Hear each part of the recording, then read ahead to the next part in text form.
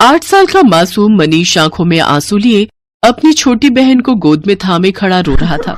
तभी खांसते हुए उसकी माँ ने उससे कहा, मनीष बेटा, मेरा जाने का वक्त आ गया है और मेरे जाने के बाद अब तुझे ही अपनी दोनों बहनों का कन्यादान करना होगा। वादा कर बेटा। मैं वादा करता हूँ माँ, मैं अपनी दोनों बहनों का अच्छे से ध्यान रखूंगा और अच्छे से उनकी शादी करवाऊंगा। तभी मनीष की बीमार माँ जोर जोर से सांस लेने और खांसने लगती है। माँ तुम चिंता मत करो, मैं अभी डॉक्टर को बुलाकर लाता हूँ। बाहर तेज बारिश हो रही थी। मनीष बारिश में ही डॉक्टर के क्लिनिक पर निकल पड़ता है, लेकिन क्लिनिक बंद होता है। फिर जब वो घर लौट कर आता है तब तक उसकी माँ अपनी बीमारी और गरीबी से लड़ते हुए सदा सदा के लिए आंखें बंद कर चुकी होती है। हे भगवान, ये तूने क्या किया? पहले तूने हमारे सर से बाप का साया छीन लिया और अब माँ को भी मुझसे और मेरी बहनों से छीन लिया। रजनी के मरने के बाद उसके घर में मुखिया आता है। राम राम राम राम, न जाने किन गरीबों को मैंने अपना घर किराए पर दे दिया। एक तो ये गरीब, ऊपर से मनहूस। पहले ये बच्चे अपने बाप को खा गए और अब अपनी माँ को भी मार डाला। अरे ओ जग्गा, हरिया, बाहर उठाकर फेंको इन सबको। बाहर तेज बारिश हो रही होती है। मुखिया के गुंडे उन बच्चों के साथ ही रजनी की लाश को उठाकर बाहर फेंक देते हैं। बाहर खड़ी भीड़ तमाशा देख रही होती है, लेकिन कोई भी उनकी मरी हुई माँ को कंधा नहीं देता और सब वहाँ से चले जाते हैं। बेचारा मनीष सबसे गिड़गिड़ाता रहता है, कोई मदद करो हमारी, कोई हमारी माँ की लाश को कंधा दे दो। सभी मुंह फेर कर वहाँ से चले जाते हैं। फिर मनीष की बड़ी बहन जो कि 5 साल की होती है उससे कहती है, चलो भैया, कोई हमारी मदद नहीं करेगा, हम ही माँ की लाश को अग्नि देते हैं। फिर मनीष ने अपनी माँ की लाश को ठेले में रखकर शमशान ले जाकर उसकी चिता को आग लगा देता है। उस चिता को देखकर मनीष को समझ में आ गया कि ये दुनिया मतलब की है और यहाँ हर किसी को अपनी मदद खुद ही करनी पड़ती है। घर से बेघर होने के बाद वो गरीब भाई अपनी दोनों बहनों के साथ यहाँ वहाँ भटकता रहा। फिर उसे एक सेठ दिखाई दिया। चलो रे, जल्दी जल्दी सामान ट्रक में लोड करो। सेठ जी, भगवान के लिए मुझे कोई काम दे दीजिए, मुझे अपनी दोनों बहनों को खाना खिलाना है। पिछले 3 दिन से इन्होंने कुछ भी नहीं खाया है। ठीक है, जा फिर जल्दी से वो बोरियां उठाकर इस ट्रक पर रख, चल। कम उम्र का होकर भी मनीष बड़े आदमी जैसे भारी बोरियां सर पर उठाकर रखता है। उस दिन उसकी पहली कमाई उसे 100 रुपए मजदूरी के तौर पर मिलते हैं। उन पैसों से वो अपनी छोटी बहन के लिए दूध और बड़ी बहन के लिए बर्गर खरीदता है, मगर खुद पानी पीकर ही गुजारा कर लेता है। अब वो हर रोज सेठ के लिए काम करता और पैसे कमाता। ऐसे ही समय बीता और अब वो सब बड़े हो गए। जहाँ बड़ी बहन सलोनी सांवले रंग की थी, वही छोटी बहन रुचि दिखने में बेहद सुंदर और गोरी थी, इसलिए उसे खुद पर बड़ा ही घमंड था। सलोनी, रुचि, कहाँ हो तुम दोनों? देखो मैं तुम्हारे लिए क्या लाया हूँ।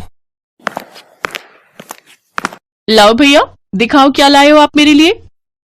ये लो, ये तुम्हारा, और ये सलोनी, ये तुम्हारा।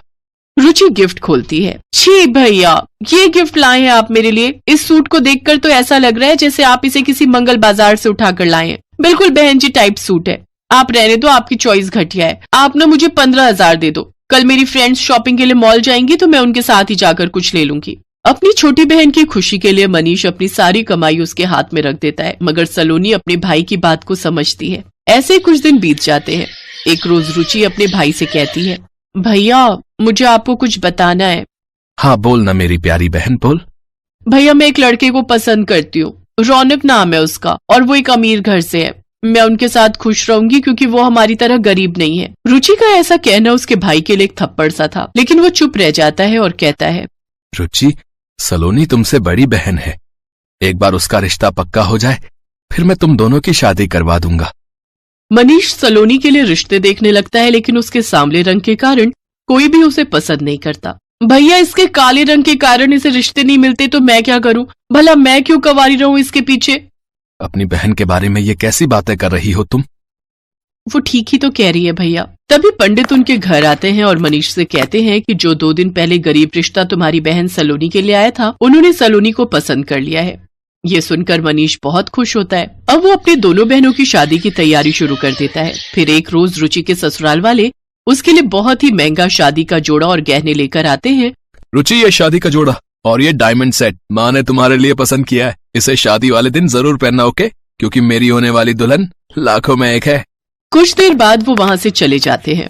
फिर रुचि खुद पर इतराते हुए कहती है, देखा मनीष भैया, कितना महंगा तोहफा भेजा है मेरे ससुराल वालों ने। अगर उनकी जगह आपको शादी का जोड़ा देना होता तो आप तो मेरे लिए वही मंगल बाजार की कोई घटिया सी साड़ी उठाकर ले आते और उसी में मेरा कन्यादान भी कर देते। ये कहकर रुचि वो सब सामान लेकर अपने कमरे में चली जाती है, जिसके बाद मनीष खूब रोता है और अपनी माँ की तस्वीर से कहता है, आज मेरी छोटी बहन इस घर से जाते जाते मेरे मन पर घाव कर रही है कि मैं उसके लिए कुछ नहीं कर सका, मैं एक अच्छा भाई नहीं बन सका। माँ, ऐसा मत कहो भैया, आप तो बहुत अच्छे भाई हो, बहुत कुछ किया है आपने हमारे लिए। जहाँ रुचि अपनी कड़वी बातों से मनीष को घाव कर रही थी, वहीं सलोनी अपनी बातों से अपने भाई के घाव भर रही। सलोनी के ससुराल वाले गरीब थे, इसलिए वो उसे शादी का जोड़ा नहीं भेज पाते। फिर मनीष ही अपनी सांवली बहन को एक दुकान से लाल रंग की साड़ी, चूड़ियां और श्रृंगार का सामान देता है। ऐसे ही शादी वाला दिन भी आ जाता है।